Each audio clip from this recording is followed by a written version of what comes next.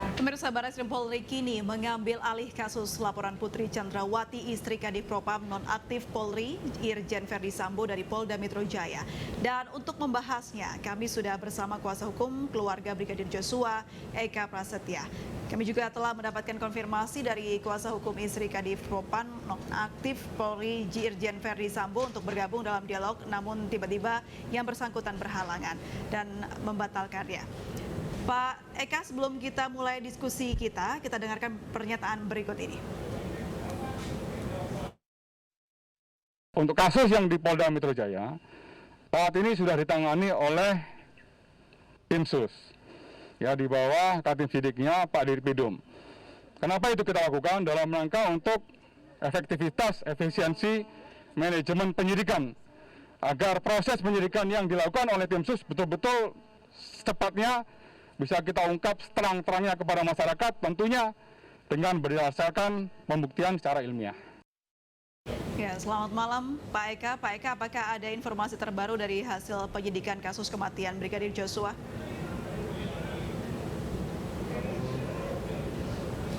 Pak Eka, selamat malam. Bisa mendengar suara saya, Pak Eka? Baik, pemirsa, karena kondisi Pak Eka sedang berada di jalan, kita mengalami gangguan komunikasi. Kita ke informasi berikutnya, pemirsa, rumah dinas Irjen Ferdi Sambo di Kompleks Polri Duren 3 Jakarta Selatan kembali diselidiki polisi. Tim khusus bentukan Kapolri akan menyampaikan hasil uji balistik terkait misteri kematian Brigadir Joshua.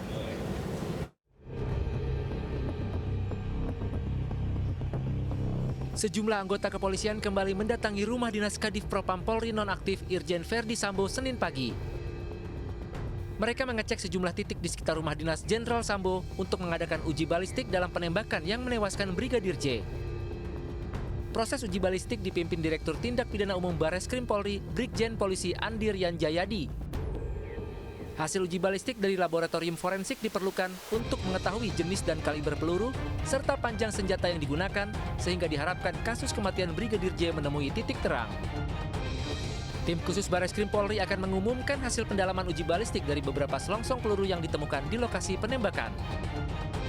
Seperti diketahui, versi awal keterangan kepolisian menyebutkan Brigadir Nopriansah Joshua Huta Barat alias Brigadir J tewas karena ditembak Baradae. Penembakan dipicu teriakan istri Irjen Ferdi Sambo Putri yang disebut hendak melecehkan Brigadir J. Namun cerita kepolisian ditentang pihak keluarga Brigadir J di Jambi. Autopsi ulang pun telah dilakukan.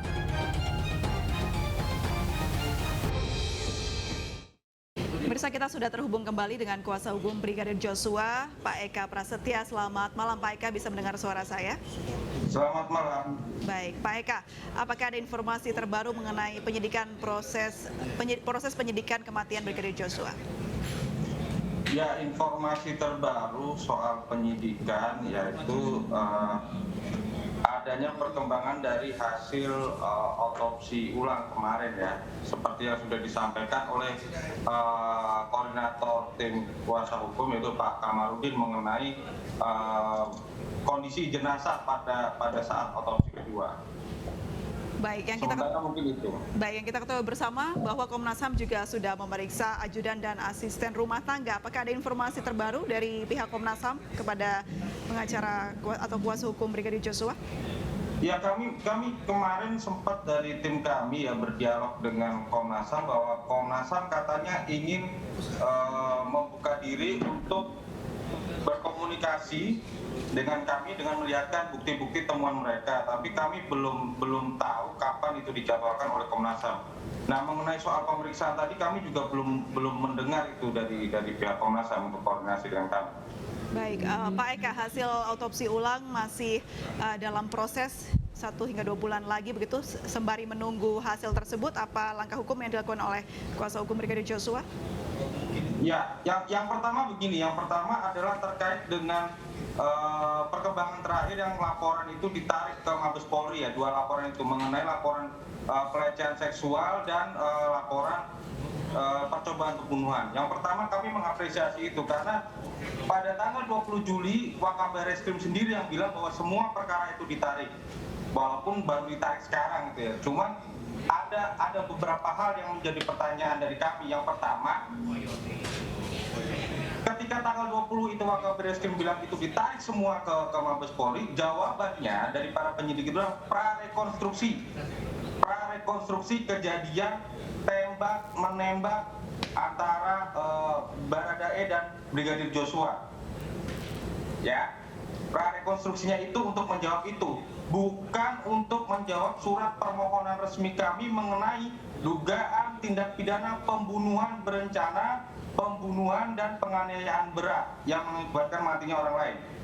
Nah, yang kedua, setelah itu perkembangannya adalah ekshumasi terhadap jenazah almarhum Brigadir J yang sesuai dengan surat permohonan resmi kami ke Bareskrim Polri untuk melakukan ekshumasi dan prarekonstruksi.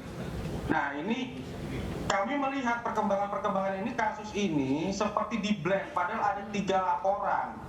Ya, yang pertama laporan pelecehan seksual, yang kedua laporan soal pengancaman pembunuhan, yang ketiga tentang laporan kami. Nah, kalau sistem penyidikannya ini di blend begini, gitu kan, ini malah akan menimbulkan spekulasi. Artinya harus fokus dulu. Yang mana dulu nih yang mau diselesaikan?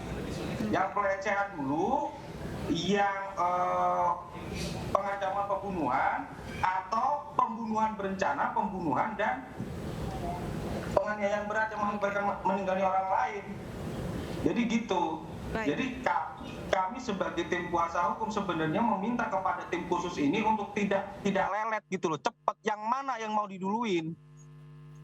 Pak Eka, bagaimana tanggapan Anda terkait Bareskrim Polri yang kini mengambil alih kasus laporan Putri Chandrawati? Nah, itu udah lewat sebenarnya, karena kan itu dari tanggal 20 Juli kami sudah dikasih tahu sama Wakabareskrim waktu gelar perkara awal. Dan kalau boleh dilihat pemberitaannya, Kompolnas pun sudah bilang bahwa itu mau ditarik di Mabes Polri. Baik, masih banyak kejanggalan nih menurut pihak kuasa hukum dari Brigadir J. Apa yang dilakukan sejauh ini? Ya bukan masalah kejanggalannya. Ini cara penanganannya gimana sih gitu? Kok jadi berbelit-belit begini? Yang mana dulu nih yang mau dituntasin, laporan yang mana? Kan harus ujungnya nih semua ke pengadilan, pro justisia kan? Baik, Gitu loh. sudah. Dugaan pelecehan seksualnya dulu yang mau diselesain, pengancaman pembunuhan dulu atau laporan kita, gitu loh. Sudah bertanya ke Jadi pihak yang berwenang, Pak Eka? Gini, jangan sampai menimbulkan mis bahwa seolah-olah ini jadi satu semua gitu, lokusnya jadi satu semua, pelakunya terkait semua gitu, terus jadi penyidikannya bisa disamain, nggak bisa dong. Oke. Orang laporannya aja beda. Baik, kuasa hukum sudah bertanya ke pihak yang berwenang terkait unek-unek dari kuasa hukum Brigadir J? Nah, sementara ini kami baru menerima SP2HP pertama ya. SP2HP pertama itu akan dilakukan penyidikan, akan dilakukan ekshumasi termasuk pemeriksaan saksi-saksi kemarin. Nah, tetapi siapa saja saksi yang belum diperiksa itu Bareskrim belum memberikan SP2HP ke kami yang kedua. Baik. Dan apa yang akan dilakukan oleh Bareskrim kami belum terima itu. Baik, ada banyak hal yang menurut kuasa hukum Pak Eka ini ya menjadi ya kejanggalan dalam proses penyidikan dari Brigadir Joshua. Ya sudah lah. Saya pesan kepada Pak polisi yang baik gitu ya, pada Pak polisi yang baik, yang profesional gitu ya. Jangan menimbulkan polemik lagi. Artinya sudah prosedurnya, kami sebagai pelapor dari kuasa korban kasih tahu aja perkembangannya, SP2HP-nya kayak gimana gitu kan. Yang kedua, jangan seolah-olah membelok-belokkan ini ya, katanya muncul lagi pemberitaan bahwa si J ini bipolar lah, si J ini apalah gitu kan. Jangan begitulah, artinya fokus aja Pak polisi. Mana dulu yang mau diselesaikan, pelecehan seksualnya dulu, pengancamannya dulu, atau laporan kami. Baik, semoga ditemukan titik terang dari proses penyidikan kasus kematian Brigadir J ini. Terima kasih banyak Pak Eka Saputra sudah bergabung bersama kami di iNewsroom. Selamat malam. Iya, sama-sama. Selamat malam.